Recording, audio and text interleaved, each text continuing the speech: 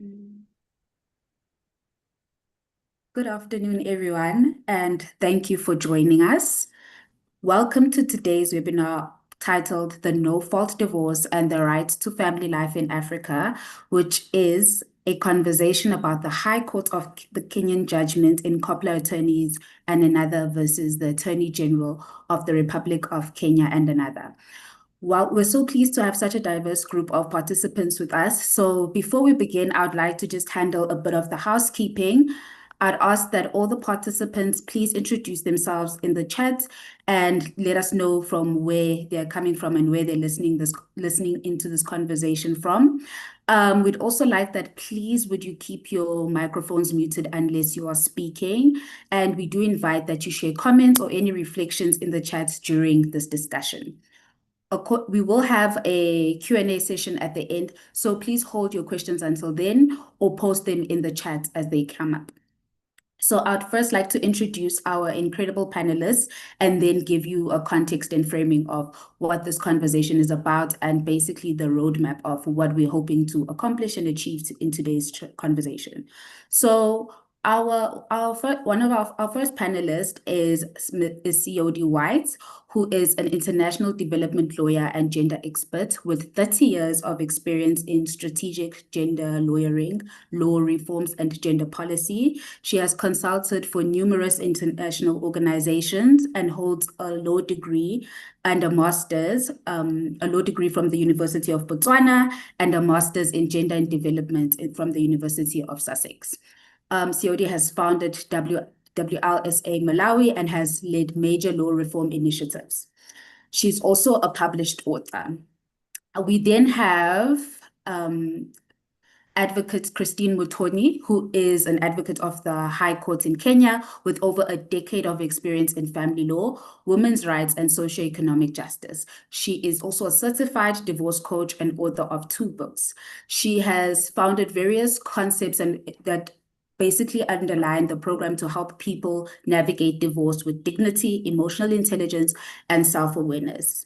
Her work combines law, healing, and empowerment to support women through life's transitions and challenge patriarchal norms. We then have our very own Caroline Kituku, who is also an advocate of the High Court in Kenya, who possesses both an LLB and an LLM and a postgraduate diploma from the Kenya School of Law. She is the lead lawyer of the Women's Socioeconomic Rights thematic area at ISLA, and her work focuses on strategic litigation, advancing women's property rights, especially in family law, inheritance, and cohabitation contexts. She uses a feminist and substantive equality lens to litigate these matters, and she has successfully litigated constitutional and human rights cases in Kenya and before the African human rights system. We then have Aria Carijo, who is a narrative weaver, a researcher, and a former feminist investigative journalist. She is also a community organizer and activist. She grounds her work and describes it as being grounded in a trans feminist and African feminist lens, embodying a captive maternal role in liberatory struggles and social transformation. We lastly have the Honorable Justice Mwamba Chanda, who is a judge of the High Court of Zambia, who was appointed in 2014. She holds an LLB from the University of Zambia and was admitted to the bar in 2000. She has held various judicial roles, including Magistrate Registrar of the High Court, the Director of Court Operations, and she also currently serves as the Secretary of the Judicial Services Commission. She's also served as the Secretary of the Judicial Service Commission and Council of Law Reporting. So that is our panelist, and they will be basically handling the conversation that we will be having today. And just to sort of paint the picture, why we're trying to have this conversation is that in most African countries, wherever a party to a marriage has petitioned for divorce, the divorce requires the party to establish sufficiently any of the contemplated grounds on whose fault it was, causing the marriage to fail before the court can grant the order for the dissolution of the marriage. And some of these contemplated grounds include things like adultery, cruelty, desertion, exceptional depravity, and irretrievable breakdown of marriage. And so over the past few decades, there have been efforts across the continent to change this law, to ease the process of bringing an end to an already ended marriage, and to do so legally through a divorce without resorting to blaming either party. So this removes the need to antagonize parties to the marriages, and we're trying to do this thing where the shift is founded on the commitment to human rights, gender equality, and autonomy. And by embracing this no-fault divorce law, it makes the separation through divorce less complicated, inexpensive, and non-conflictual. I believe that our panelists can tell you a bit better than I can. So what I will then go on to state is that this webinar will address and basically unpack the inherent problem with the fault-based divorce system, explore the possibility of a no-fault divorce law in Africa, consider the role of family values, if any, on a no-fault divorce law, provide a comparative perspective from the African region, and reimagine an ideal divorce law within the African continent. So I now move to our incredible panelists, and I'd like to pose my first question to COD White, which is, how has the fault-based system of divorce historically undermined the principle of substantive equality? Thank you very much. First of all, before I respond substantively to that question, let me also take this opportunity, first of all, to thank Isla for inviting us to this seminar, and to all those who are attending the seminar. And also, I want to delve into quickly into the issue of substantive equality, because we might assume everybody understands what we're talking about.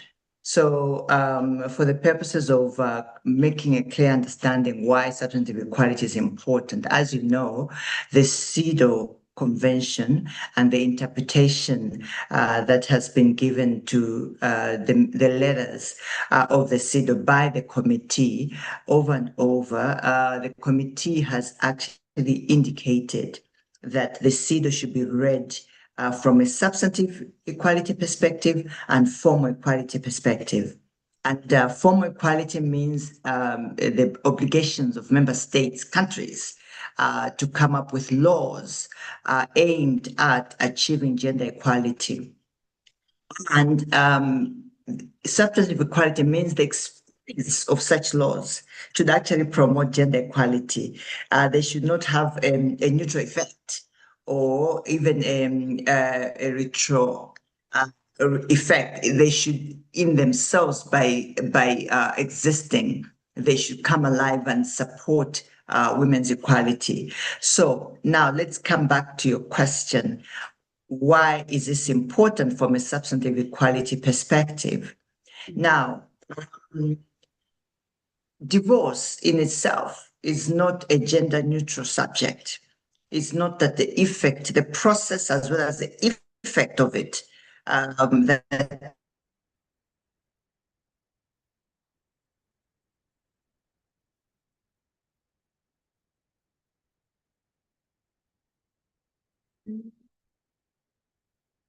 affects men and women equally. It doesn't. So some of African countries, I would say even the majority of African countries, obtained their law, their formal law. You find out that in the English system then, men could divorce women based on adultery, and women could only divorce men based on grievous adultery. And what was grievous adultery? It was things like incest and rape, things like that. That is the only time that women could go to court for divorce. So you can see that the origins of divorce in themselves, already from the time it started in England, that there was a difference in terms of who could divorce and why. Over the years, in different African countries, the reasons, the grounds, if we can use that, for divorce have changed. But however, if you look at now the effect of the same, it's not the same, because the need to prove itself it's very contentious. And as you know, in matters of divorce, matters of contention and strife, affect women negatively, because that means they'll have to have the right expertise to prove that the other party has engaged in in an offensive act, as based on the law. Women normally do not have enough funds. They're usually, up to this day, unfortunately, in 2025, most women are still being supported by their spouses, or where they're not 100% supported, they're the ones who earn lesser. So when matters of divorce come through, you find out that they have to get the right expertise, which they usually fail, and they would either stay in a very difficult situation, like where there's domestic violence, because they simply cannot prove how bad things are. And generally, I think going forward, when you think of, it looks like a finger pointing thing of who was wrong and who was right. And yet we know very well that generally it's not that simple. Matters of divorce are not that simple. They're not about who did the wrong thing and who did the right thing. So the main thing that I'm driving here is to say divorce as a construct is not neutral. Divorce as a construct is gendered. And at the end of the day, if you put fault to the divorce, women most likely are there to lose, because the competition to show who was wrong would most likely, it's mainly men who would win it, because women have zero economic, not zero, of course, that's not true, but the economic power is limited. That's one of the reasons I can raise. I mean, there are many, but it's the fact that divorce in itself is a gendered construct, and it affects women most likely negatively, and putting an offense to it pushes women to prove what went wrong, and most of the time they'll not prove, and they'll end up staying in very difficult marriages. Thank you, sir. That's a very interesting concept in terms of how gender is actually, divorce in and of itself is not gender neutral. So then I would pose the question to you, that is fault-based divorce law therefore a women's rights issue? And before you answer that, anyone who needs a French interpretation, please find it. It's available on one of the icons titled interpretation. But yes, Siodi, do you think is fault-based divorce law therefore a women's rights issue? And what's your opinion on that? Yes, it is a women's rights issue. Let's start with the CEDAW convention in itself. If you allow me, let me just read what the committee has said about this, so that I bring to the understanding how this has played out at that global level with regards to women's rights. Just 1 second.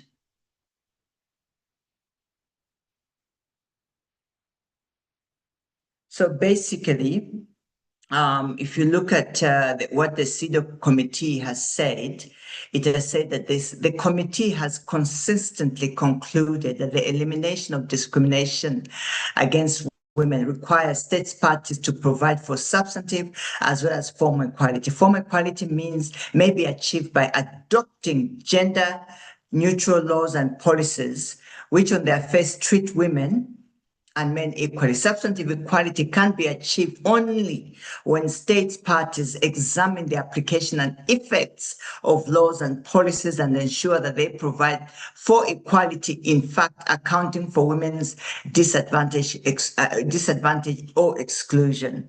So when you look at what the committee has said, is that, for example, a divorce law, on the face of it, if it looks neutral, but then when you apply it, it affects women differently. Member states have an obligation to review those laws, because that law obviously does not promote women's rights. And if you look at Article 2 of the African Charter on Human and People's Rights, it states that every individual shall be entitled to the enjoyment of the rights and freedoms recognized and guaranteed in the Charter without distinction of any kind, such as race, ethnic group, color, sex, language, religion, political, or any other opinion, national or social origin, fortune, birth, or other.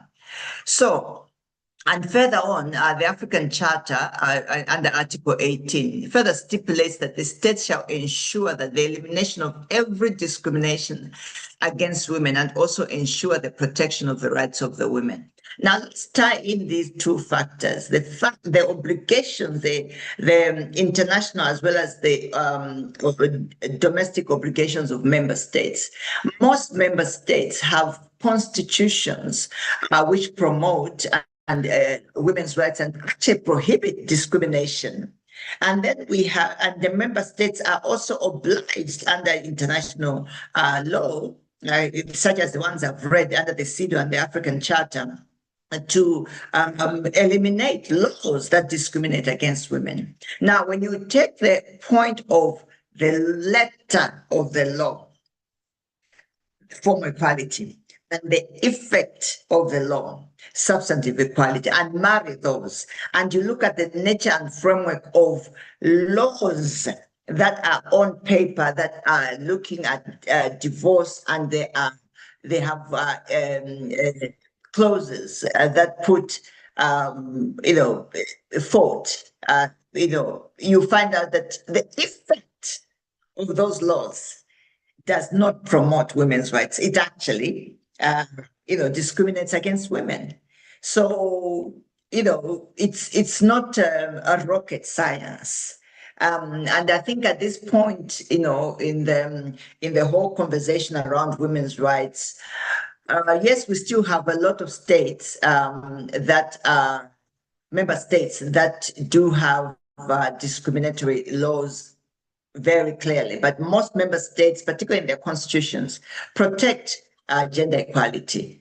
It's now we are at that stage whereby we have to look at the effect of those laws, because member states have become experts at enacting very beautiful laws promoting gender equality. But we know very well that the effect of the same is a problem. And I think now we're at that stage where when you look at these divorce laws, we should know that the contention which arises in matters of divorce can really, to be honest, never be an equal playing field for men and women.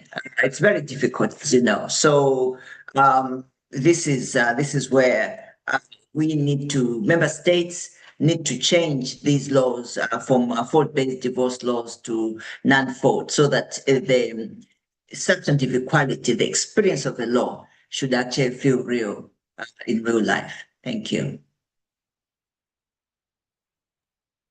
Thank you so much, COD. Now turning to Christine. If we are rethinking divorce without adversarial blame, in your experience, what has been the most harmful consequences of fault-based divorce system? Thank you, Sena, for that question. And I would say that the consequences are numerous. There are so many, but I'm just going to limit them to 3.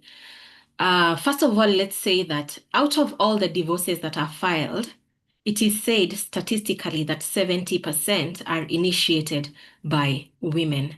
And so if you're the one who is initiating, it means that you're the one who is finding fault in your spouse, and the task is upon you to provide evidence of your allegations. And so as the woman, you have such a heavy burden.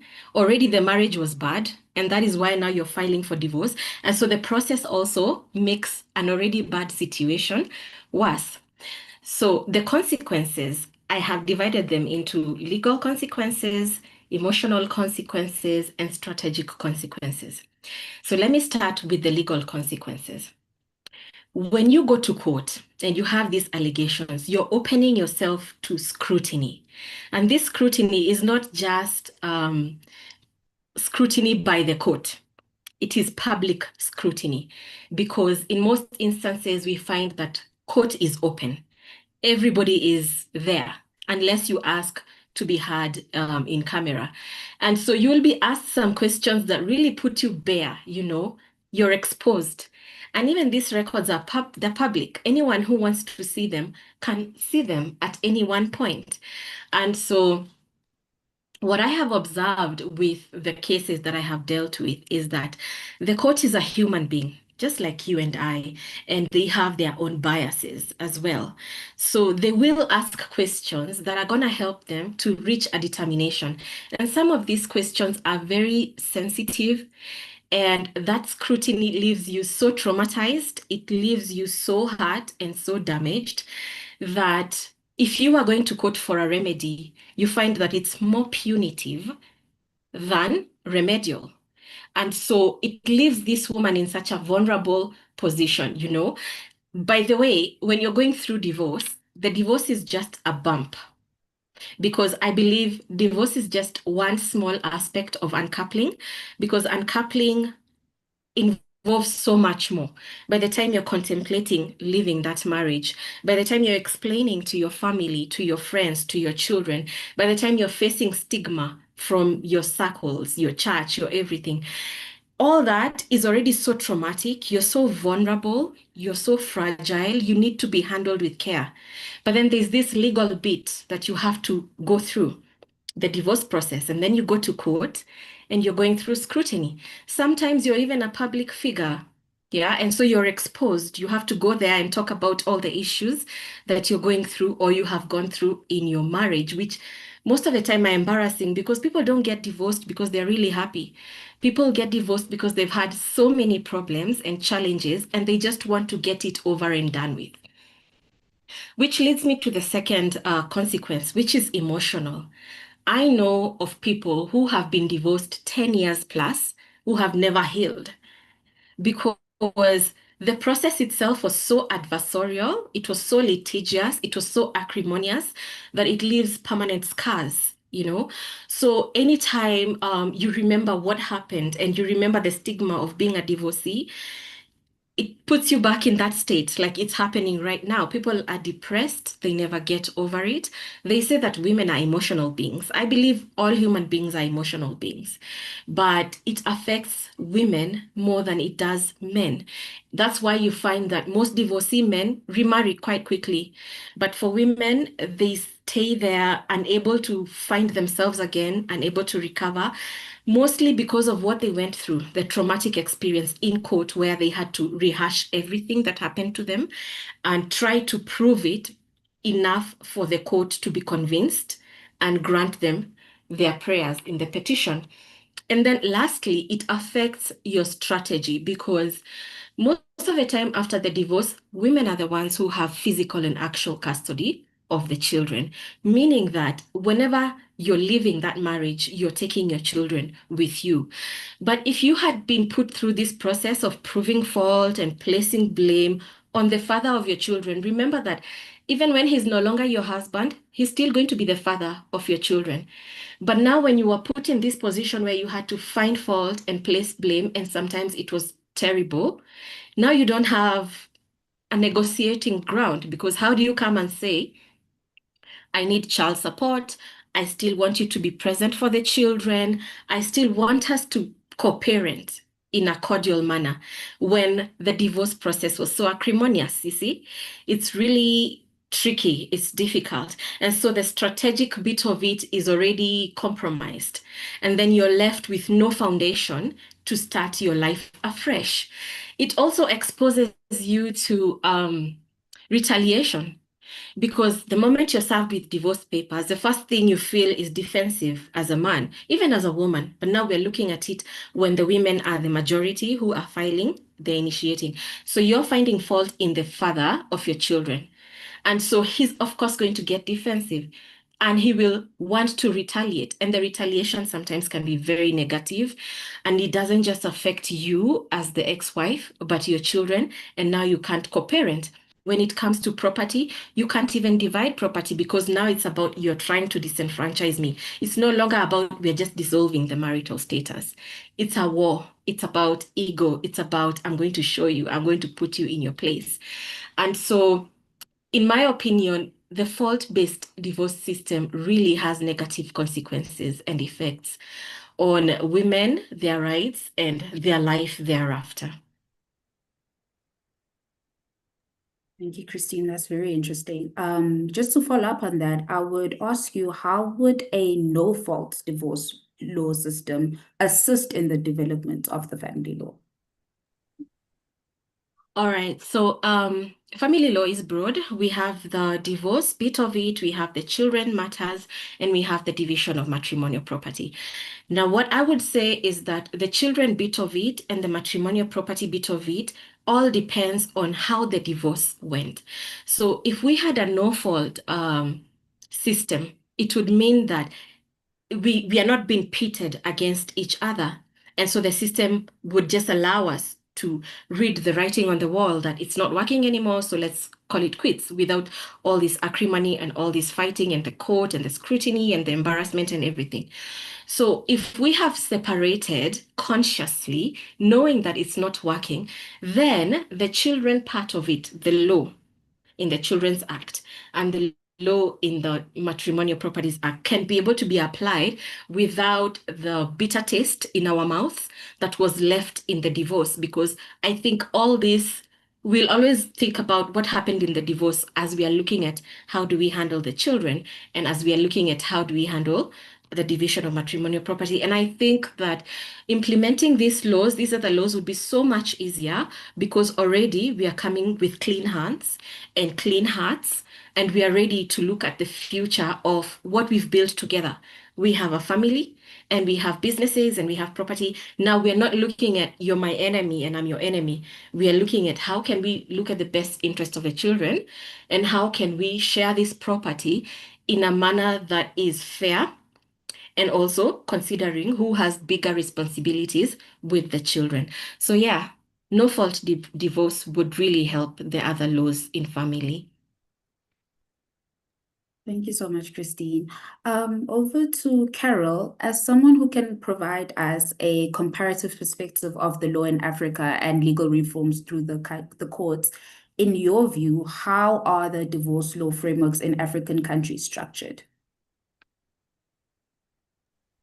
Thank you so much, Senna, for that question. So I will start by perhaps saying that in Africa, we have two systems of the fault-based divorce, two systems of the divorce law. And there is a reason that this is so, because obviously there is the impact of colonialism, where we see that the law did not originate from Africa, but it came in through the English people, through the colonialism effect, and they became law by what in most of the African states is called the deception clause, that the laws that were in England at a certain time when the colonialists came were imported into our African countries. So the way the law has been evolved and the way it has been structured is that in most of those countries, the law has remained as it was in England the day it was brought into the African continent. So then I will discuss about the two systems. So we have obviously the fault-based entire system, whereby for one to get a divorce, you must go to court and you must try to establish why you want a divorce and provide the reasons for divorce and actually demonstrate that there is fault in your spouse for the court to be convinced that actually you should dissolve the marriage. So when that applies in countries like Uganda, it applies in countries like Nigeria, whereby the divorce law in those respective countries speaks about the various grounds that one must establish for them to be enabled to get a divorce by the court. We have another system that, in my view, I call it hybrid system, in the sense that it has both the fault-based system and it has a semblance of a no-fault divorce system, but in the end, it ends up being a fault-based divorce system. So what am I saying? A good example would be Kenya, or a good example would be Tanzania, Ghana, where in these countries, we have the law that provides for the grounds for divorce, and you find that among those grounds for divorce, we have one particular ground for divorce that is very peculiar, that is called the irretrievable or the irreparable breakdown of marriage, to say that the marriage has broken down irreparably, that there is no hope that this marriage can be saved by any of the parties involved. So what does that mean? That in these countries, particularly the case in Kenya, the case in Tanzania, the case in Ghana, Zimbabwe, and Malawi, you will find that the law has established the grounds for divorce, that for you to go to get a divorce, you must establish either adultery, you must establish cruelty, desertion. Nigeria has a very interesting one that is called, Nigeria has an interesting example that is called unreasonable behavior and separation or absence. So when you go to court, you must establish any of this. When you claim that there was adultery, when you claim that there was unreasonable behavior, there was cruelty, you must provide evidence, you must provide facts that lead to that conclusion and that will enable the judge that is handling the divorce case to reach that conclusion that indeed that this offense was committed in the marriage and therefore you should be granted a divorce. That's what we call the fault-based divorce system. Then you will find that in these same countries, like Kenya, Tanzania, Ghana, Zimbabwe, you have another separate ground that is called the irretrievable breakdown of marriages. Why am I emphasizing on this? It is because in those countries that do not have a fault-based divorce system, you find that in their laws, they only have one ground of divorce, which is the irretrievable breakdown of marriage. So in the countries that have taken this as part of the fault, then they have to go a second step. Then you have to establish the irretrievable breakdown of marriage by demonstrating the grounds of divorce. So basically, it is not enough for you to go to court and say that the marriage has broken down irretrievably. You must now provide evidence. You must provide why that you are saying that the marriage has broken down irretrievably by attaching the earlier grounds of divorce, by establishing, for example, cruelty, by establishing adultery. And that's why the system is hybrid, but not really, like in the sense that it is not clear, so that there's confusion. It's both fault-based and it is also both not fault-based. But in practice, and what happens in court is that the system is fault-based, because if you have to establish the irretrievable breakdown of marriage, then it ends up being a fault-based divorce system. So that is in certain countries. Then you will now find this category of countries that's purely fault-based divorce system. This will be applicable in South Africa. It will be applicable in South Africa, where you find that there is only one single ground for divorce, which is irretrievable breakdown of marriage. So in these countries that do not have the fault, the need to establish fault, a party to the marriage just approaches the court, and you make a statement that the marriage has broken down irretrievably, and the statute and the law that governs that has given certain indicators on what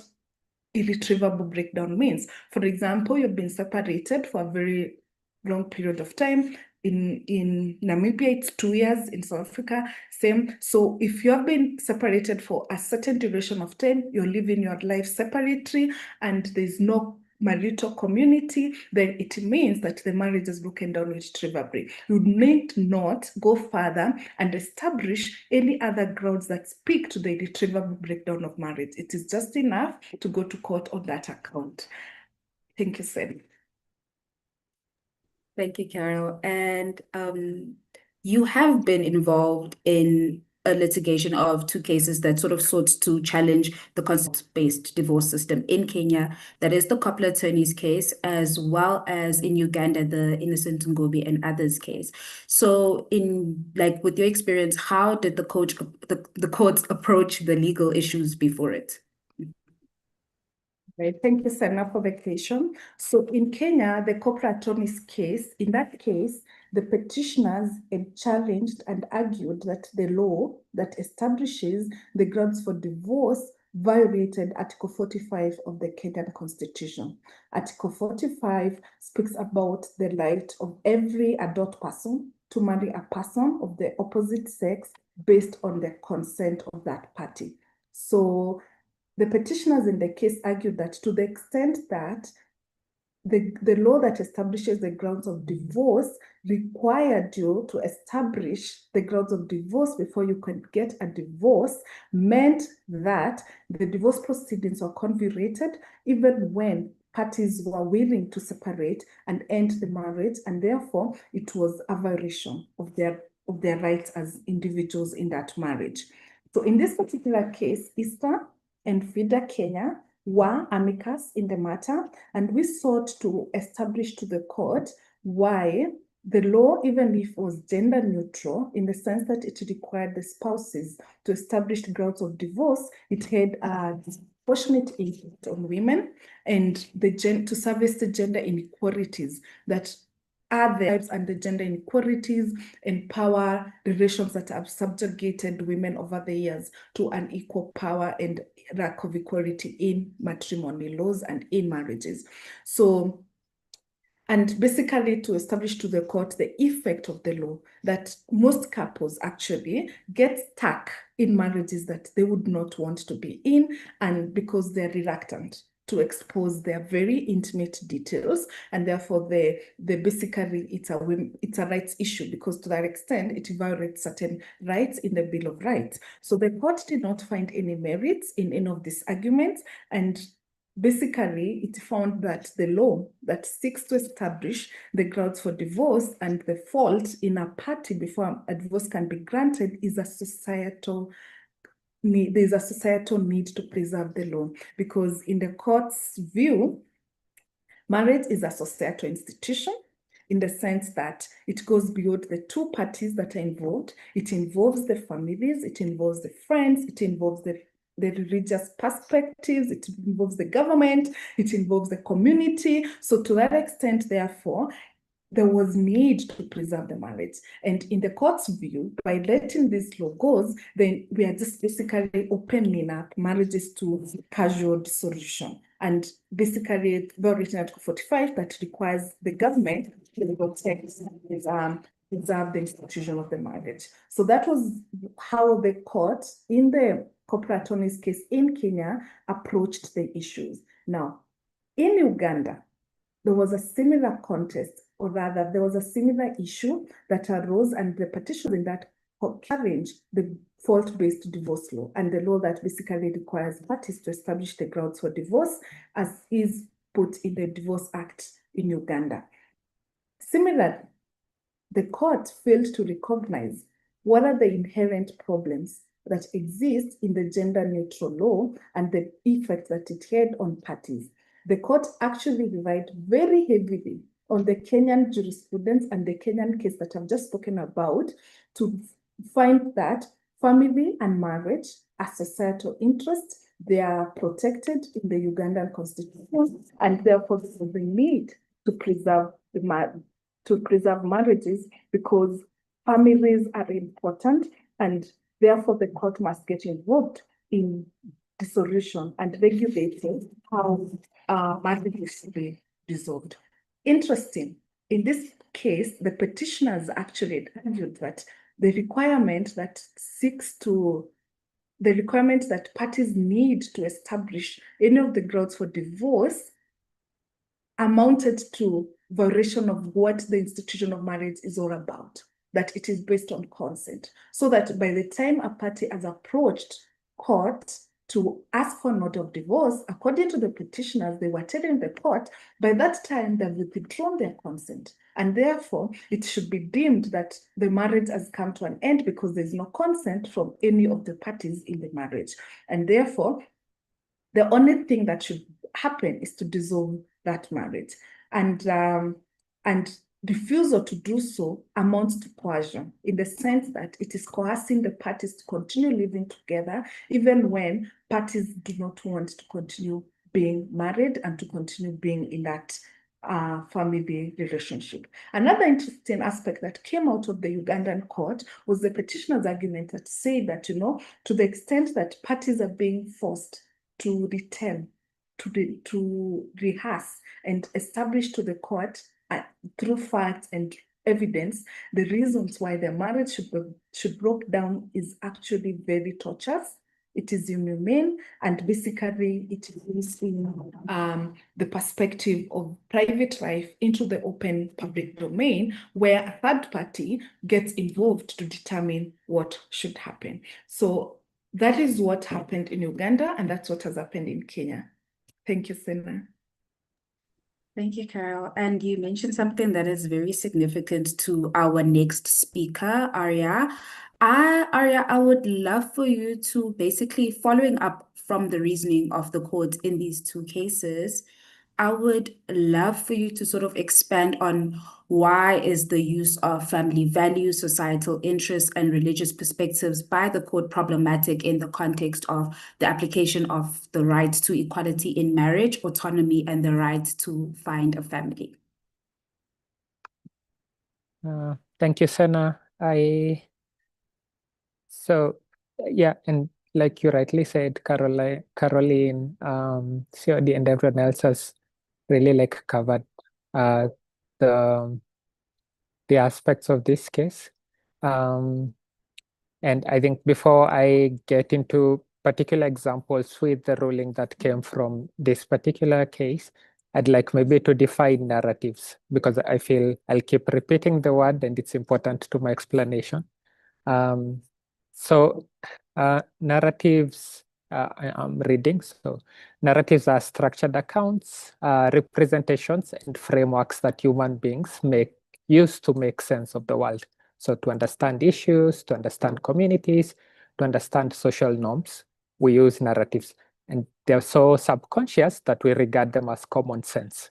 And these stories, these structured accounts can be personal, they can be cultural, they can be historical, and they can also be political. So when my fellow panelists stated about the colonial history of divorce and all of this is cultural. This is something that it's cultural, it's historical, and there's political aspects. Second thing is narratives serve to inform, persuade, educate, and influence audiences. Some narratives generate otherness, so they create a social enemy. So a narrative which talks about, this and this group of people are terrorists. So it creates a social enemy. So even if someone does not fit the bill of being a terrorist, but a narrative has been formed. If someone looks in some way, they're a terrorist. And again, this is important because we have to look at the narratives around marriage and family. Some narratives reinforce a way of being and seeing life. So especially in this case, all of us who are arguing within a particular framework, when we are going for divorce or not to divorce, we have a narrative of what we see marriage as.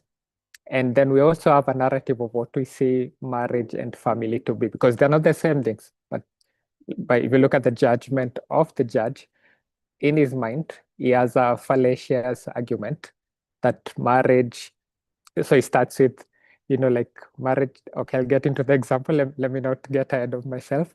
And then really the final thing, which is really important to when I start looking at the case, is that family is also a narratives container. So we have narratives, which are ways of seeing, structured frameworks, ways of seeing and understanding the way we are in the world. But then sometimes we have containers for narratives, and containers can be real or fictional vehicles that carry multiple themes, multiple perspectives. And so family is not just a relational unit of people. Yes, it's me marrying someone else, having children, a grandmother, a grandfather, that's family, yes. But also in the way we speak about family, even the way we've spoken about it here, we see it as a vehicle for some ideas of belonging, good citizenship, who is morally okay, who's seen as good or not good, which is why in divorce, then you find people arguing that, oh, he did this, she did that, because in this framework of the family, there's an idea of morality. This family as a narratives container, we've built some narratives that if you're not good enough, then you can't fit in this. So you have to prove your partner is bad in some way in order to end this arrangement. So family as a narratives container. why is this important? As lawyers, as judges, as people in the legal profession, I am not, but it is important because one, when you go to court, you have to think through narratives to give your intervention efficacy. Efficacy in terms of what you're asking the court for, and in terms of what you state is the violation. Because if we don't look at it through a narratives lens, we'll take a very narrow thing while it could be like a bigger issue. Then finally, often containers of narratives, so containers like the family, carry fallacious arguments. And I've mentioned the judge, which I will explain when I start giving examples directly from the case. Secondly, sometimes they can carry misrepresentations. And finally, they prevent us from seeing facts. And facts are very important to like making judgments. Why narratives prevent us from seeing facts? Because they elicit an emotive response. I think one of my fellow panelists said, you're accusing someone of being bad, so they fight back.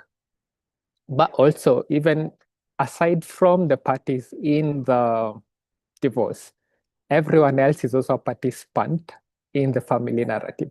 So it's like, or if I rule in this way, what am I saying about my family, or what am I saying about? So there's that kind of emotive response where we all get defensive. Aside from the parties, everyone who's participating in that, whether it's the public who are listening to the proceedings, the judge, the lawyers, everyone has an aspect of defending their own perspectives. Remember, we said narratives is a perspective on the way we see, make sense of the world. So, okay, getting into the case, if you want, should I get into that, or do you have like the follow-up?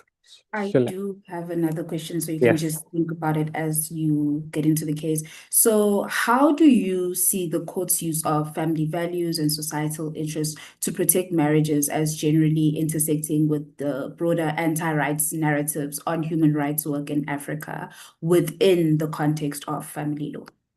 All right, so there we have anti-rights. We also have, and I'll also mention what's the idea of anti-rights. So in the judgment, so I was reading this particular judgment from I don't know if you call it a clause, from number 17, the judge is ruling, all the way to 78. And those are like the last pieces. And so in 71, the judge talks about, prior to 71, there's the bits where they talk about, the objects and purposes of the statutes, and then the unconstitutional effect. And those, I think, COD has covered. There's an effect, of course, which is negative on women. But in the judgment, they're not used in the way COD says. In the judgment, they're used in the opposite to say that there's no unconstitutional effect, and basically, yes, yeah. So, and then the 70 and 71 talks about the Constitution of Kenya. So chapter 45, and it's talking about the family. And so if you just read that bit of the Constitution, the parties in Article 45 of the Constitution of Kenya, the parties in that particular part of the Constitution is the family, which is said to be a unit and a foundation of society. That's what the Constitution talks about, and it says the state should recognize and the family should enjoy the protection. The other character, so in narratives we think of characters, plots, and the story. The other character in this part of the Constitution, so I'm reading it from a storyteller's perspective, is an adult party. And so the Constitution is talking about an adult party who has consent, who can get married. And then that's section 2. Then section 3, it says that these adult parties are equal at the beginning, during, and after the marriage, after the dissolution, yeah.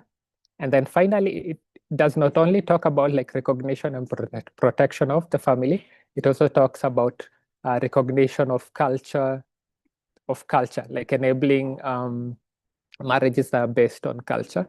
And so for me, if I was to take on Part X, the Marriage Act in court, I think Part X violates all of this, because one, if you look at Part X, culturally, it only uses again, we have the colonial perspective. That's the only thing that's used in Part X. If you look at Part X, the part that covers Christian, how to end a Christian marriage, how to end a Muslim marriage, how to end a cultural marriage, it's copy-paste. There is no variation, they don't look at culture in any way. So, and this is a red flag already. It shows we have understood families and marriage through a particular lens, and we've applied the lens to everyone. So again, the family in this particular part of the Constitution talks about recognition and protection, free consent. Those are the things being protected, and then equal rights.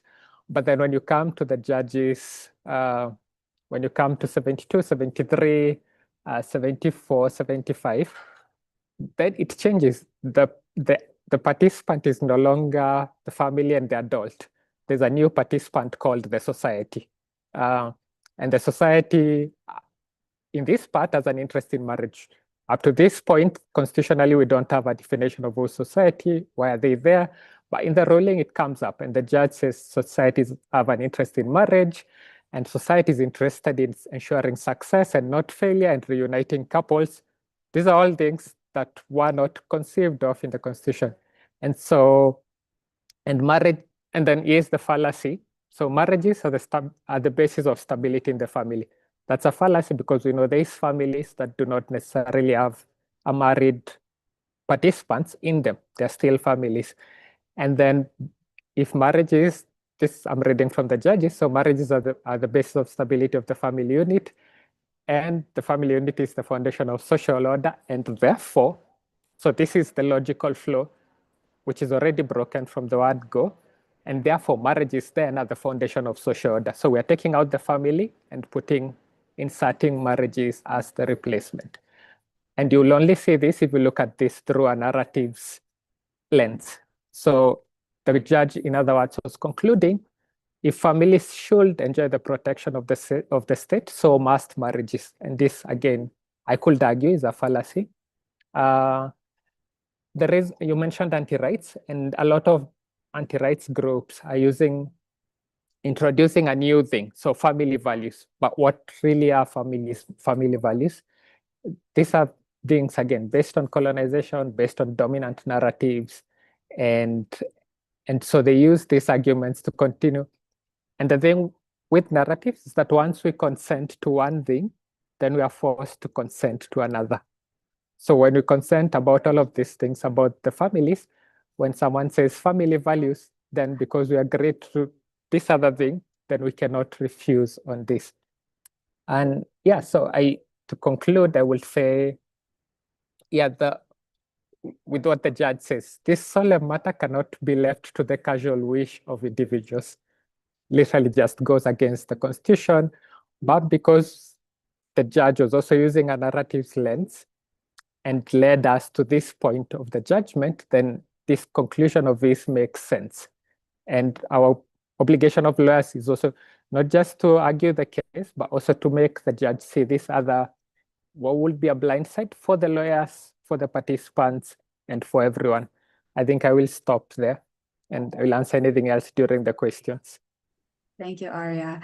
To move this discussion towards almost to contribute a judicial point of view, Justice Mwamba Chanda, from your experience as the head of the family division of the High Court of Zambia, how have the courts in Zambia applied the fault-based law, and what patterns have you observed in how parties approach these cases?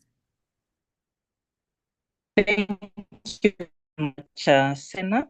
I'm honored and delighted to be part of this conversation. So to answer your question, in Zambia, the dissolution of marriage is governed by the Matrimonial Causes Act, which is Act number 20 of 2007. And this statute recognizes one ground for divorce, namely that the marriage has broken down irretrievably. And to establish this ground, the petitioner must satisfy the court of one or more of the statutory facts prescribed under Section 9 of the Act.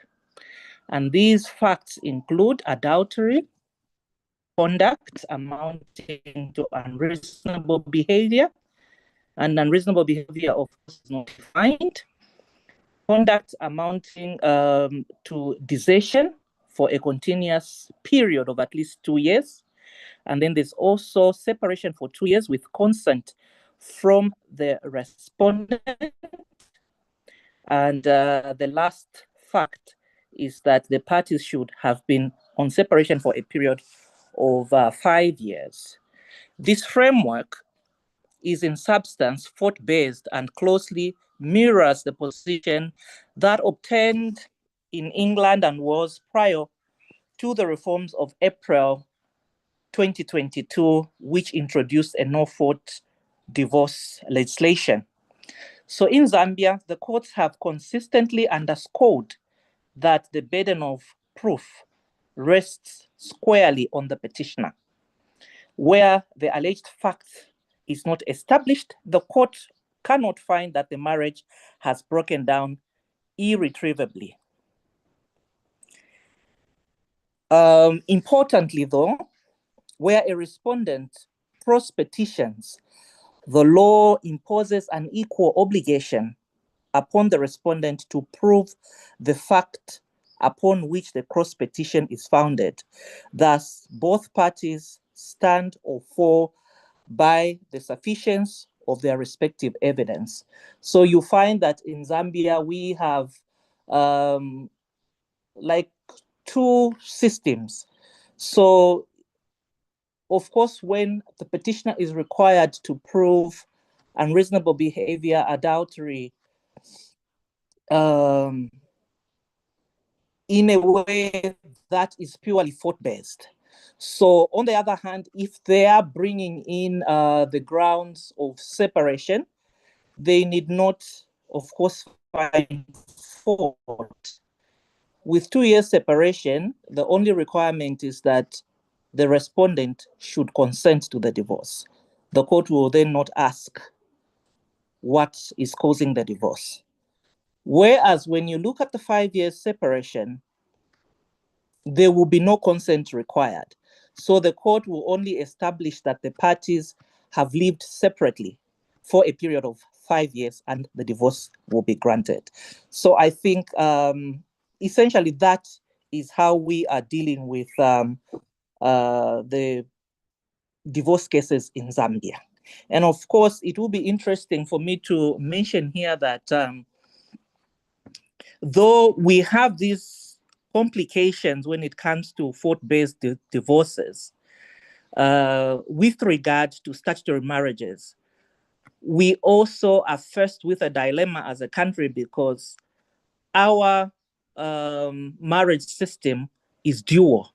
So you find that most of the parties that marry under statutory law, where the jurisdiction for divorce is the High Court, also fulfill some customary aspects.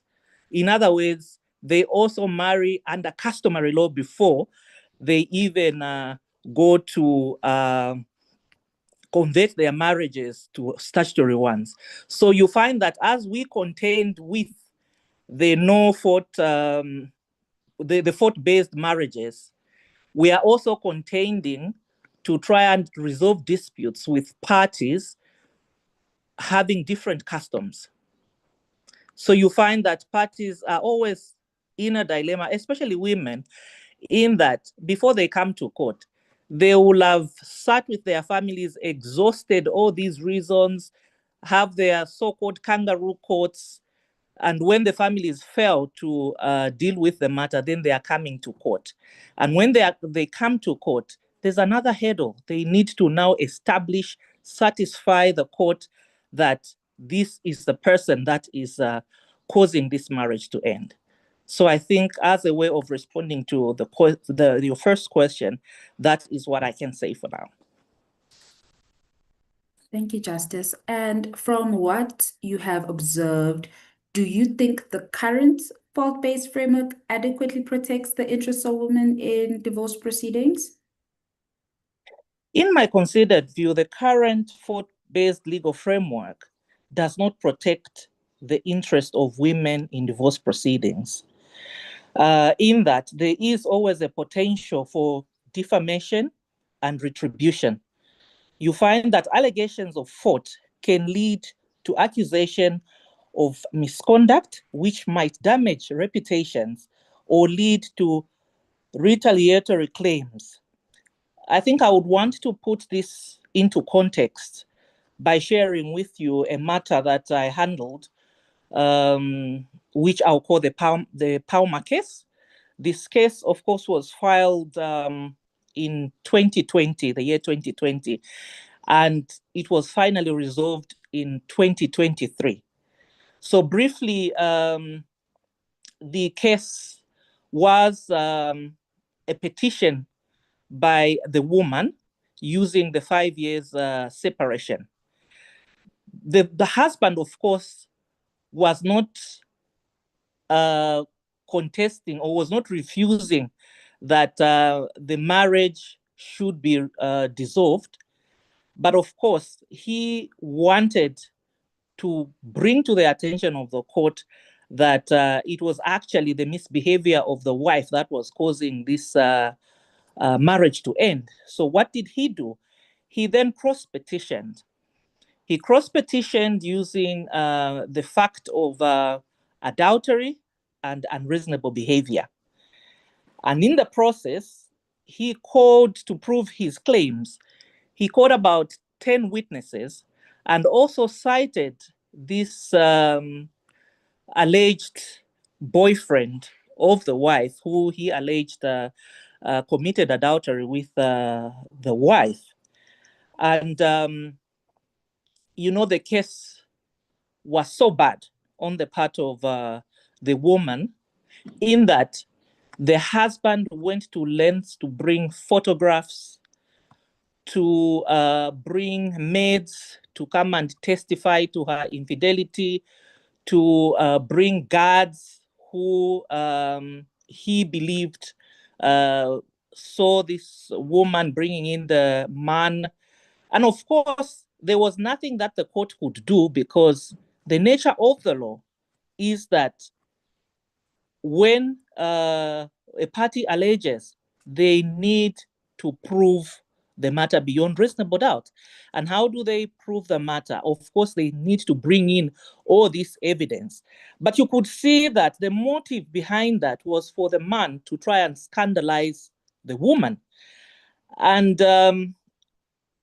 along the way, as the proceedings were going on, the woman was so embarrassed that she abandoned coming to court. She would just let the lawyers come into court because it became a bad battleground. The court was now a forum where she was just basically undressed.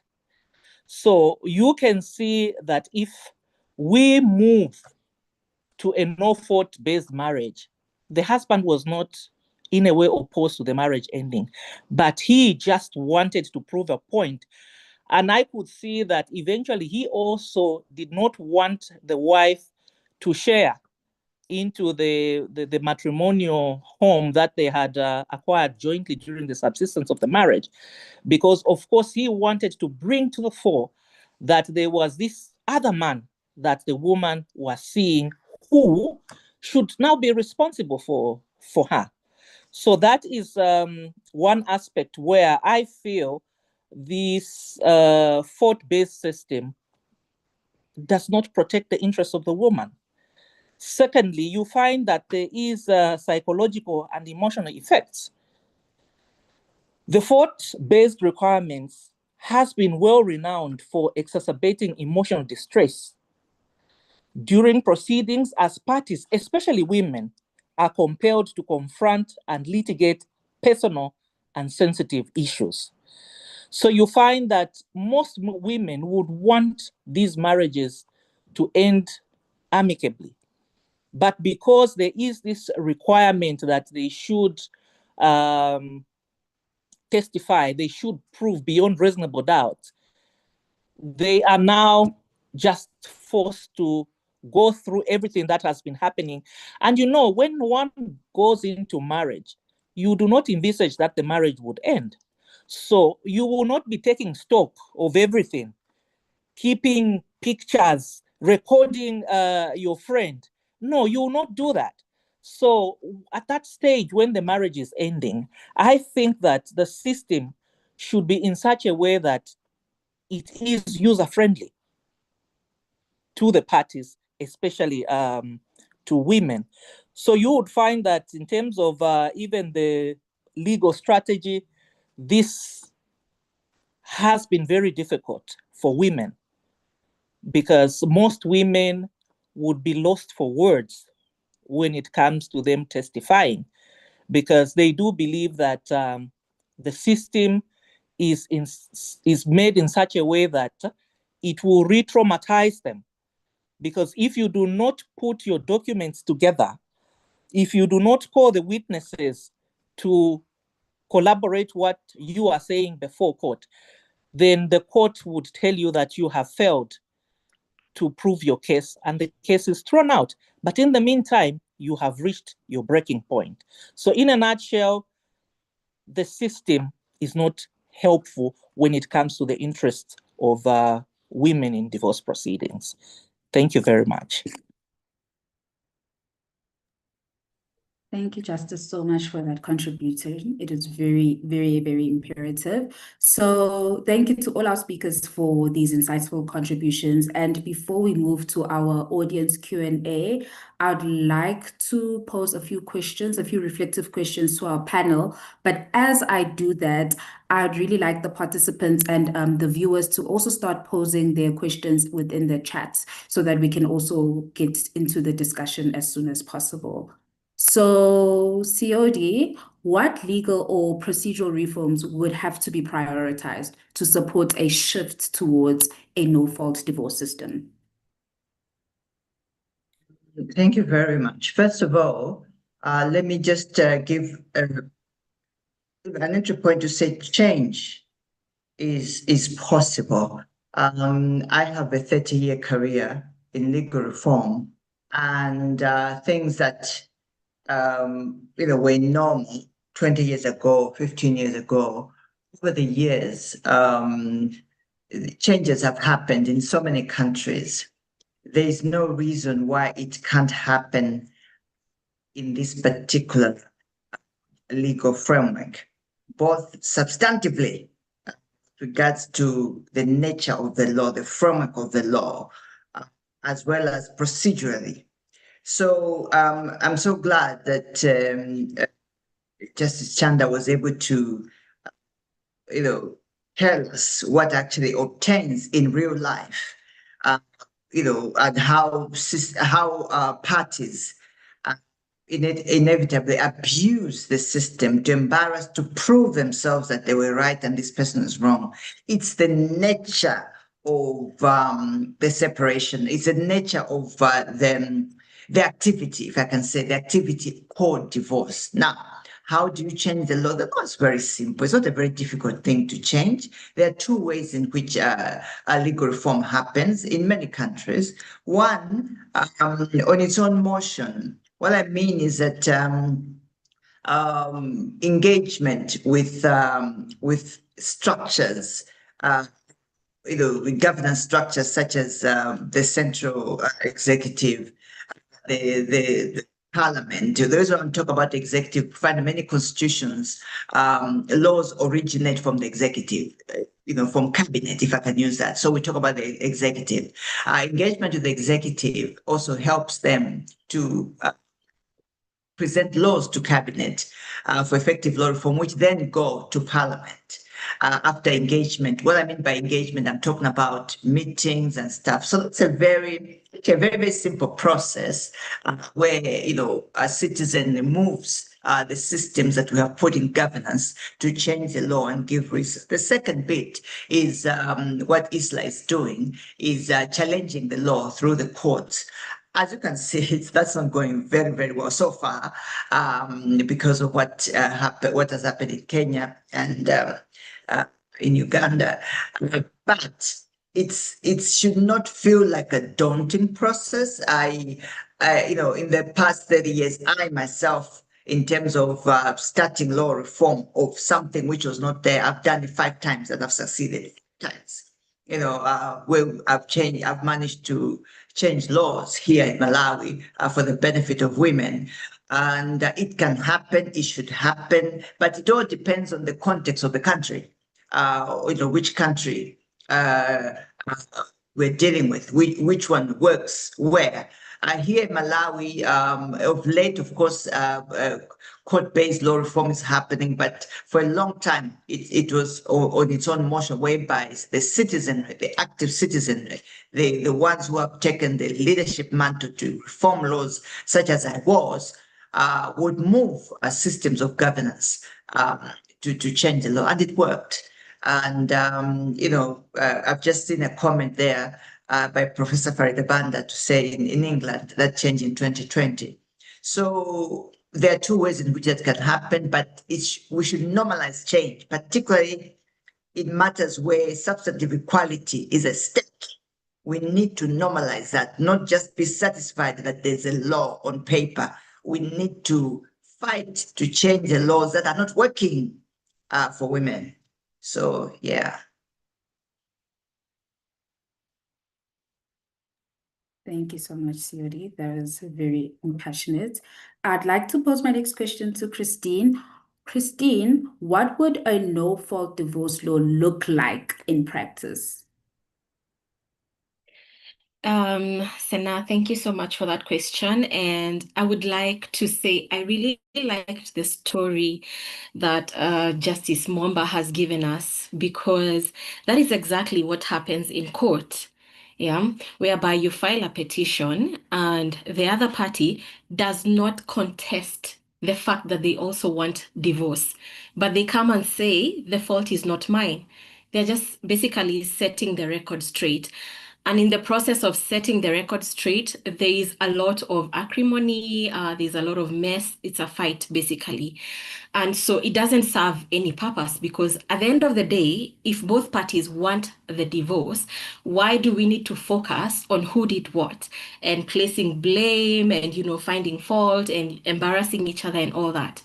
So if we had a no-fault divorce system, it would look like this. The court would have an opportunity to focus on what really matters. So either one of the parties or even both could file for the divorce together, because you both agree that you want that marital obligation to be dissolved. And then once you file, the court will be looking at, do you have children between you two? Yes. So what happens to the children? Who has physical and actual custody? Who has access and visitation? How are the responsibilities divided between the two of you? Do you have properties between you? Who gets what, So when you come out of court, you don't come out and then look at other lawsuits that you have to file, because as it is right now, you file for the divorce, and then you file again another case in the children's court. And then if you have property, you go to the high court, depending on the value. So you have 3 different cases. But if we could have no fault, there's a possibility we could just go and focus on what is important instead of investigating who did what and giving people, pitting people against each other to drag each other through the mud. And then the tone would be less adversarial, which means that once you come out of there, it is just agreed we are no longer married, but we are not enemies. So we can still sit together and discuss about the PTA meeting. We can discuss about our children, graduating and all that, because we didn't have all that trauma that was there in the fault-based system. Yeah. So because of the cordial nature of it and the diplomatic way in which we are communicating, then it sets a foundation for the future, because the divorce process is just a stage, and it's a very short stage. Within 6 months, maybe slightly longer or shorter, you already have your divorce decrees. But what happens within that period sets the tone for what is going to happen after that. So if this short period can be handled in a better way, then the family can still be maintained, because you're still a family. You're not husband and wife, but you're still a family, your father, mother, children, and there's a lot more involved, because according to culture, especially African culture, we brought 2 families together. We have our in-laws who will always remain to be cousins and aunties and uncles of the children. They will still be in the lives of these children, and so they will still be in the life of the father and the mother. So I think that is what it would look like if the system was not fault-based. Thank you, Christine. Carol, how do we respond to fears that a no-fault system would lead to a casualization of dissolution of marriages? Thank you, Sena, for that question. And I would think that in my own reflection on this would be that a no-fault-based divorce law would not automatically lead to the fears that are coming out from the bench that this would be a disaster because it would lead to the casual dissolution of marriages. I would say that those countries that, number one, why I'm saying that is because in those countries that have a no-fault divorce law, there's no statistics, there's no evidence that demonstrates that there is a very high casual dissolution of marriages. And also, I know that nobody ever gets married with the view to get divorced. Everybody who gets married, there's a vow that they take that they, till death do us part. So nobody would wish that we're getting married and then tomorrow we're divorced because the law has made it easy. Marriages are about two lives coming together and people agreeing to be in a partnership for the betterment of the two people and perhaps the family that they will create and who they will become. So I would not think that anybody would be in that position to just approach the court casually for a divorce because the process makes it easier. And then also, I would think that even in those countries that have a no-fault divorce system, it's not an open check for divorce. The law still regulates how that dissolution of marriage would look like. When the law has used the irretrievable breakdown of marriage as the condition for dissolution of marriage, I said earlier that the law has also stipulated certain conditions that can speak to that irretrievable breakdown of marriage. We have seen, like in countries like the UK, Australia, South Africa, we have countries like Hong Kong, Germany, they have a separation period. And also following up from what Justice Mamba said, even in Zambia down here, we have that separation period that if couples have been separated for a certain duration of time, let's say for 2 years, for 5 years, like is in Zambia for, where you don't need to establish anything further, then the court grants you a divorce because it shows that the community of matrimony has already broken down. And then there is also that expectation that there cannot be reconciliation. So by the time the parties are coming to court to say that, or are one party or both are approaching the court to say they would like a divorce because that their marriage has broken down irretrievably, it means that they have gone through the emotions, they have processed it, and they have come to that decision that it is better we go our separate ways. And by that time, obviously, we have considered the possibility of reconciliation, and there is no chance that this marriage can be saved through reconciliation. So if those conditions are there in the law, then the law still regulates to a certain amount or to a certain degree the condition under which a marriage can be dissolved, therefore addressing the fears on casual dissolution of marriage. Thank you, Sena. Thank you, Carol. Aria, this one is for you. I'd like to ask, how can feminists counter the use of family values to undermine gender equality in family law? So I think with all these discussions, I think and this was really centering on narratives, we need to go back to the idea of what is family.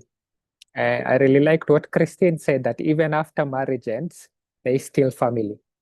I'm not married, but I do have my family. So, and then after defining what is family, then we have to decide what is the Constitution and what is the law protecting. And again, we look at, like the Constitution, the law, one protects the individual, not like if we have me practicing my Islam and maybe some institution saying I'm not practicing it well enough, freedom of religious belief protects me, the individual, not the religion. in the same way in marriage, it protects the participants. All the clauses I was reading about from Article 45 talks about, consent, talks about equality, it talks about practice of recognition of culture. So I think these are the arguments we need to be making. First, decenter how family is being defined, because family is being redefined. We're having a narrative of what is family, and that's not the case. And then with that redefinition, then it follows all these kinds of ruling based on a wrong definition, based on the wrong things that are being protected. And so for feminists, we need the African Charter for the Family, the African Charter, Feminism Charter says our ideological task is to recognize oppressive systems, and our political task is to destroy, dismantle these systems. And so we do have an ideological task to look at what the family is. We have an ideological task to look at what the law protects, and the law should protect the individual's ability to participate in family. It should protect consent. And every time these anti-rights people use family values, it's always a distortion of what the law wants. It's always a distortion of something, because family is not what they do define. And then if we also do not take this wider, the only way to argue these cases is to take a wider view of the things. If we narrow down to, I just want the divorce, then we will be caught in the ping pong of divorce instead of looking at what really the contestation is at. So it's part of our obligation, part of our ideological task as feminists to look at this contestation of what is this family values. And even when you look at the Constitution and when we argue about it, we should again have that ideological view. So like Section 2, which has been misused a lot, even with Parliament, the anti-rights groups argue that this section is talking about the sex of the couples. And so we might be caught, as a queer rights activist, I might be caught in fighting back. But if I look at it with this whole wider lens, I'm like, no, this thing is talking about my consent in marrying someone. It's consent that's the contestation. So anti-rights, all of these anti-groups have this way of just bringing us to argue about a smaller framework, and a smaller framework always based on a fallacy. So we need as feminists again to go back to this whole idea of like what's the thing we're fighting for, and then even when we make this appeals to the court, then we have like a big picture argument. Again, there's one. My last example is just last year, 2 Kamba women married under customary law went to court seeking a separation of their property. And the court ruled against them, said their marriage was unconstitutional. They just read out the Constitution. There's a clear clause in Kenya's Constitution that says it should provide for cultural marriages. So we should be able to argue holistically. So we should be able to say, oh, this part X does not cover cultural marriages at all. So it's unconstitutional in that way.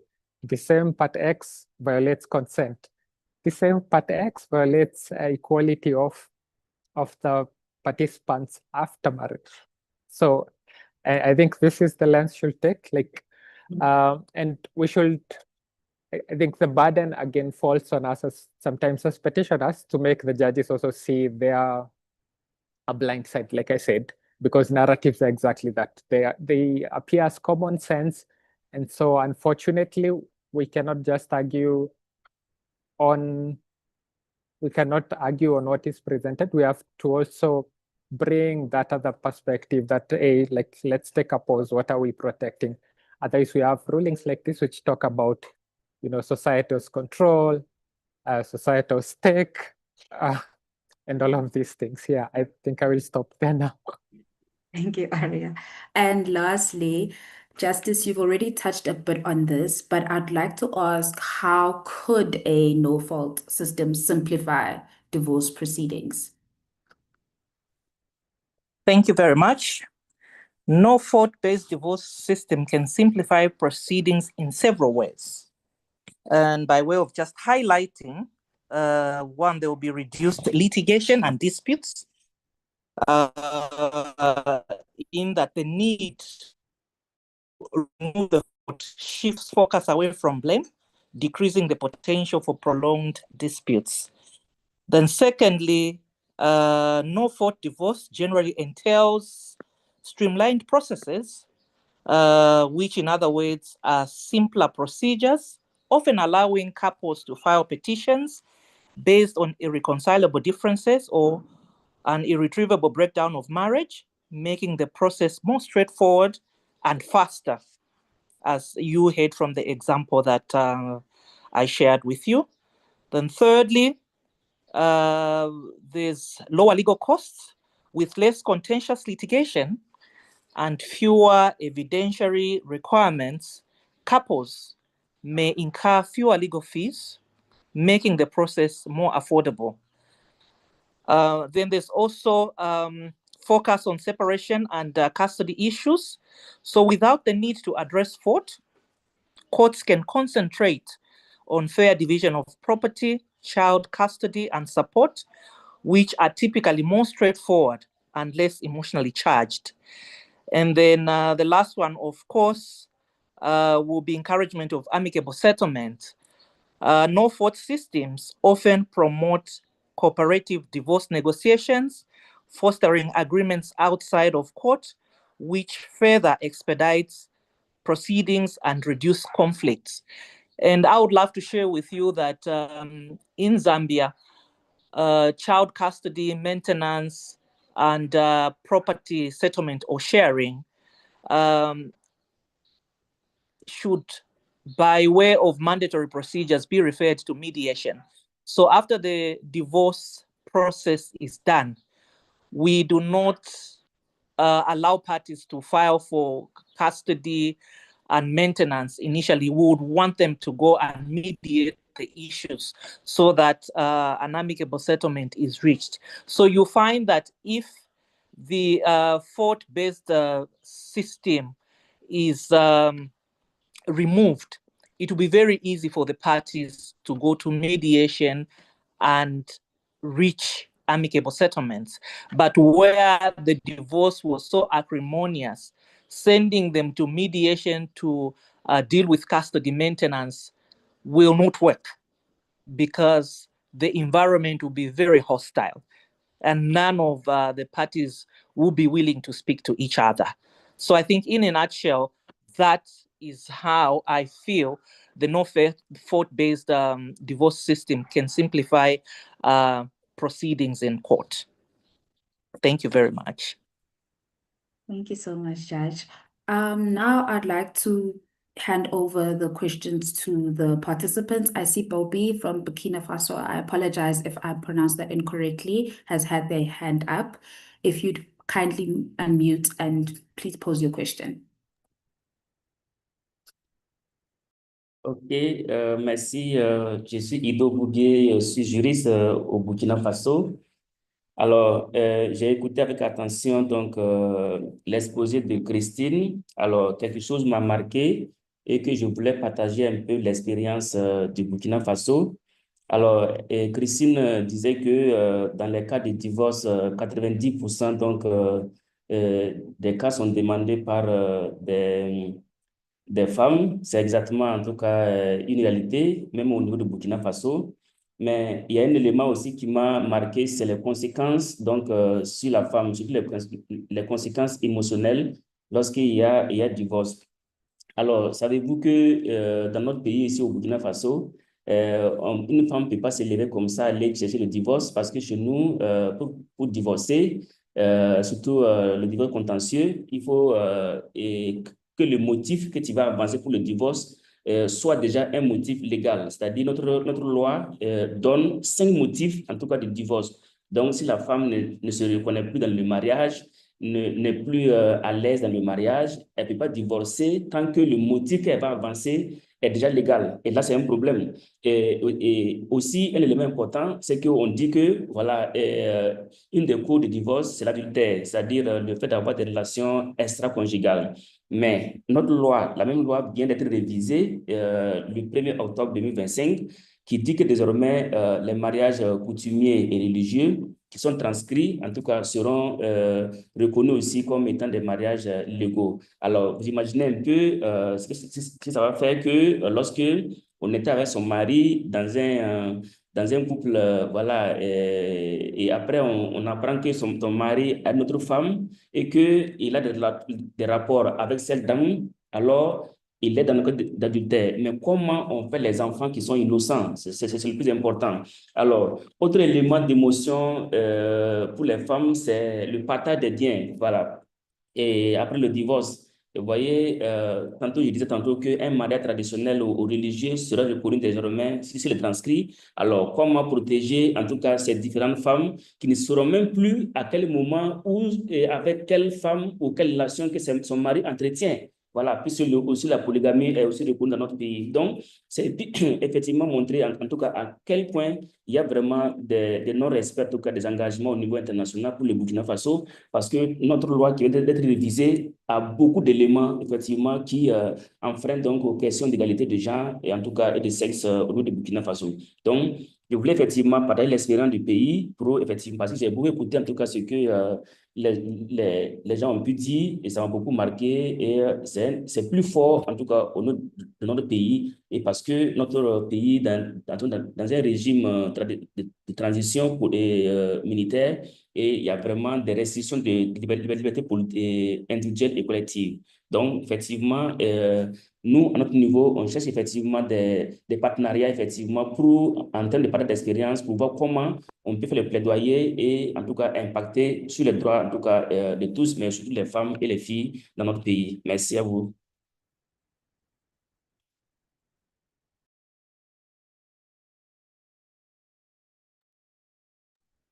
Thank you, Bobby, for those reflections. Lucien, I see you have your hand up.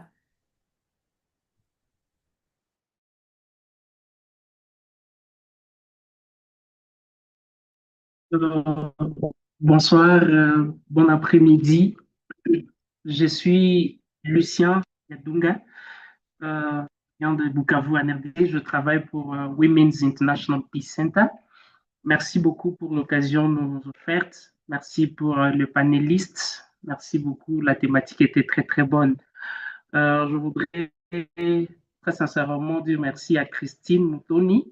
J'espère que j'ai bien prononcé ça. Par rapport aux conséquences liées au divorce. Dans le contexte qui est le nôtre, l'intervenant de tout à l'heure l'a dit, même chez nous en RDC, c'est le même cas. La plus grande partie, la majorité des cas de divorce sont introduits par les femmes pour des raisons diverses que nous connaissons tous, je ne vais pas y rentrer. Mais ma question était plutôt de savoir, chère Christine, quelle est votre appréciation ou appréhension par rapport aux gens qui soutiennent beaucoup plus le fait que mieux vaut un mauvais arrangement qu'un bon procès? Alors, tous nous œuvrons pour la paix, tous nous œuvrons pour le bien-être de la femme, de la jeune fille, et tout ça. Alors, on a tendance à croire que plus on va vers la loi, plus vers les structures pour avoir un peu la raison, le divorce, plus ça fait mal parce que la loi du plus fort est toujours la meilleure. Et la plupart des gens préfèrent plutôt gérer leurs problèmes à l'amiable, à la coutume, hein, selon que nos ancêtres, nos coutumes, nos us et coutumes les disent. Christine ou quelqu'un d'autre parmi nos panélistes, est-ce que vous encouragez cela ou vous partagez cela? Ce n'est pas votre cas chez vous. Nous, à Bukavu, maintenant, à l'est de la RDC, comme vous le savez, nous sommes en guerre, il n'y a plus de cours et tribunaux, il n'y a rien. Alors, il y a vraiment beaucoup de cas de divorce qui, aujourd'hui, on ne sait pas quand est-ce qu'on le fera. Et il y a beaucoup, we are banning inside. Hein. On est en train de mourir entre nous-mêmes parce qu'on ne sait pas à qui adresser ça.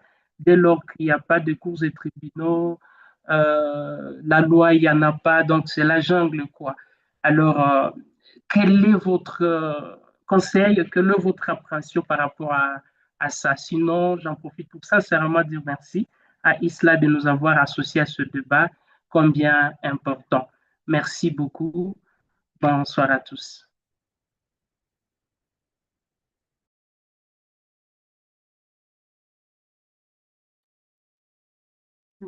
Thank you, Lucian. I will just pose a question that's in the chat and then I'll give the floor to the panelists to respond to the first set of questions we've received. So Yvonne stated that Namibia promulgated the Dissolution of Marriages 2024. There has been mixed reaction, particularly from churches. Men seem to be particularly happy. Does the no-fault system potentially affect women negatively? So I'd like the panelists to respond and give their reflections on the three statements given already.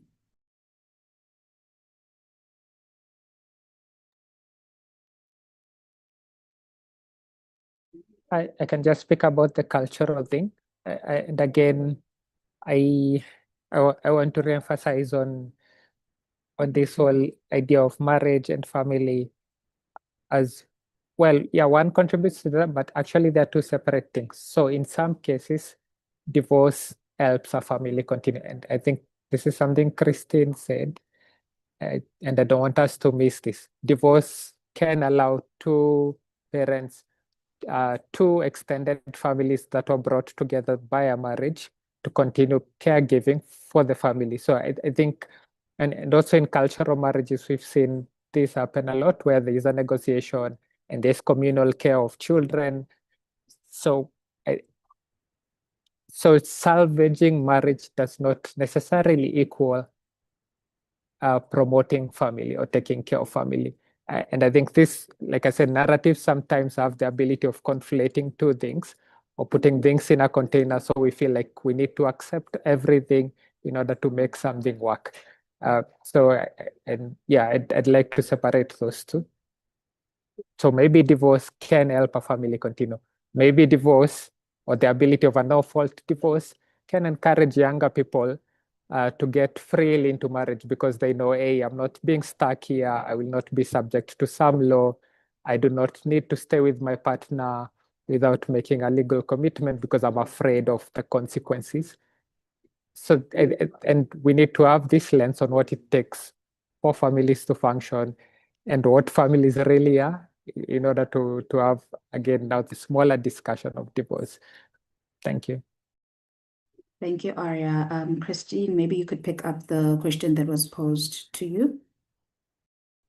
Yes. Unfortunately, I didn't understand the French, but I saw something in the chat by Lucien. So let me first pick up on what Arya has said. Yeah. What I got was, does no-fault divorce affect women negatively? And I want us to remember that the relationship that you have with your spouse is different from the relationship that you have with your children. So dissolving the marital status does not mean that automatically you have stopped being a parent to these children. It doesn't. The no-fault system will only make everything easier because now we are not fighting. Yeah, we are just agreeing that this marriage is not working, but everything else that we had built together still exists and we need to uphold it. So if it's about affecting women, women are already affected by divorce. And when it is fault-based, it is worse. And when it is all separated in different cases, like now you have to go to the family for divorce, then you go to the children's for upkeep, then you go to property, it's already lengthy and it's already expensive. And most women find it so difficult. It's emotionally draining and all that. So they give up. Somewhere along the line, they give up. And if we could now try to simplify this process, then it would be good for women, and not just the women, but everybody who is involved. Because by the time you're going to court, you've already gone, you've seen your family, you've tried to reconcile the differences, you've seen professionals, you've tried to reconcile, it's not working, you've seen your religious leaders, it's not working. So yes, divorce affects us, it affects everybody. But now when we say, let's make it not fault-based, we are simplifying it for everyone. I really wish I understood what the other two people said, but I didn't get it. But we will address, for those who got it, we can address it together. Thank you, Christine. Siodi, do you have any reflections on what Bobby said?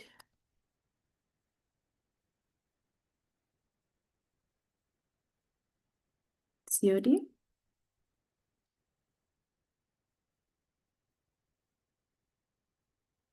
Oh, okay. Carol, perhaps you could pop in if you have any reflections.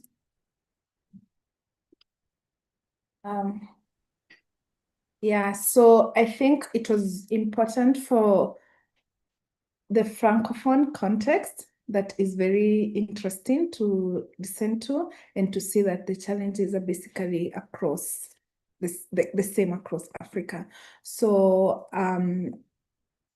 I agree that obviously we have been here speaking about how divorce impacts on women, and it's interesting to see how that has come out in West Africa. And moving forward, I think it's important for us to pause back and ask, why are we seeking for a no-fault divorce system? It is simplified. It is for the simplification of the divorce proceedings with a need to continue preserving the relationships and the families that existed prior to the divorce without necessarily having to go through the convoluted, lengthy divorce processes and the trial process that it's very adversarial, very lengthy, very acrimonious, and just basically try to preserve the harmony that can exist between two people who had agreed to live their lives together till death do them part, but then life happened and they have to go their separate ways. So that's what I would say, that the conversation should continue happening within the continent so that we can see how this can be translated into the realities in Africa. Thank you. Thank you so much, Carol. I see COD, I can see you now on my panel, but also just for your benefit, Christine. So the Bobby was sharing the Burkina Faso experience, and they were referring to how most women were asking for divorce in Burkina Faso, but they can't just file them for divorce, and that the grounds couldn't be frivolous. You needed a valid or justifiable reason to show why you don't want to be in the marriage. And when the woman is plaintiff, she must also satisfy the evidentiary burden. And marriages that are based on traditional values / religion are even more difficult to prove because with regards to the devolution of property, especially within polygamous marriages. So they were basically sharing how clearly it is not equal for men and women in divorce. So Siodi, do you have any reflections on the past few points? I do. I did hear the gentleman from Burkina Faso's input. Basically, I think where the conversation is now going, it just goes to show that a simple change in the law, moving from fault-based to non-fault-based, will change the narrative around divorce. It's actually a good thing because right now the narrative around divorce is that it's a bad thing when it happens. That means we are all enemies. And, I'm sure some of you have gone to weddings where the former husband and the former wife are not talking to each other, but the child is standing, in between them. And they are presenting the son or the daughter, and they're not talking to each other, because of the acrimony that accompanied that. So, and on the happiest day of their child, the child will remember that my parents were not talking. And they're sitting, at the wedding reception, they're facing this way and they're facing, just because of the acrimony that accompanied the divorce. If the law changes, then it changes the narrative that it didn't work out, but it doesn't mean that the relationship stops. It's the marriage that ends. the relationship, as was highlighted earlier, continues. So it's just a matter of also, I think our courts need to revisit. Just as our state actors, I'm talking about the parliaments and the executive, it's just a matter of revisiting the thinking behind it. Divorce does not mean acrimony. Divorce does not mean bad people. Divorce just means it didn't work out. And, creating of a framework for existence after, because, life goes on. So it's something that creates harmony in the society, rather than something that that causes separation and people behaving willy-nilly. It's accurate to say it didn't work out because this is an institution. Marriage is an institution. It works out, it doesn't work out. Everybody knows. It's not a secret. Everybody, the whole world knows that it can work out or it doesn't work out. But let's say it doesn't work out. Can we make it a harmonious process, an ending, rather than an acrimonious thing? Basically, it's about building a stronger society, whereby when people go through a certain thing, they come out of the other side stronger, happier, more connected. Yeah. Thank you so much, COD. Does anyone else have any questions? And for the panelists, it would be very helpful in case there are any more French speakers to just switch on the English channel on the interpretation in that event. Are there any questions?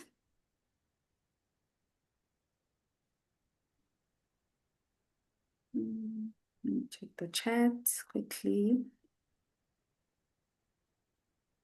Wow, I think our panelists answered everything. They're very preemptive, I guess. Yeah. So I would like to wait. Okay, so there are no more questions. Okay, perfect. Okay, firstly, I guess this is come to the point of closing the panel. Carol, are we happy with that? We're happy. Okay. Yeah, thank you. Okay, thank you so much. Before we close, I'd like to take a moment to highlight two luckily there is a question that's just come up. Sorry, everyone. So in the chat, Ochiel Dudley asks, isn't Kenya's irretrievable technically no fault? And I'll take that. yes. Yeah, so we spoke about this earlier to say that Kenya has both hybrid system. It has both fault and no fault. So that among the grounds for divorce is that the law sets out adultery, querulity, desertion, and irretrievable breakdown of marriage. Then the law goes further to say, for you to demonstrate irretrievable breakdown of marriage, you must establish the grounds for divorce. That is, again, adultery, desertion, querulity, and I remember the other one. So basically, what this means is that Kenya has a fault-based system because the irretrievable breakdown is established through the grounds of divorce. It is not a standalone ground that has all these other parameters that you have looked in that are existing in those countries that do not have a fault-based system. In those countries that do not have a fault-based system, irretrievable breakdown of marriage is not measured by grounds. It is measured by other conditions. For example, there's been separation for a certain period of time, that parties have approached the court, they have given a statement that the marriage is broken down irretrievably, and there is no possibility of reconciliation without the need to establish fault. So that's why we're saying Kenya is a fault-based system. I hope that answers Council Ochiel. Thank you. Thank you so much, Caroline. I think that is a perfect place to end. Before we completely close and I get to thank this incredible panel, I would like to first take a moment to just highlight two very important upcoming events that ISLA is hoping that you'll join us for.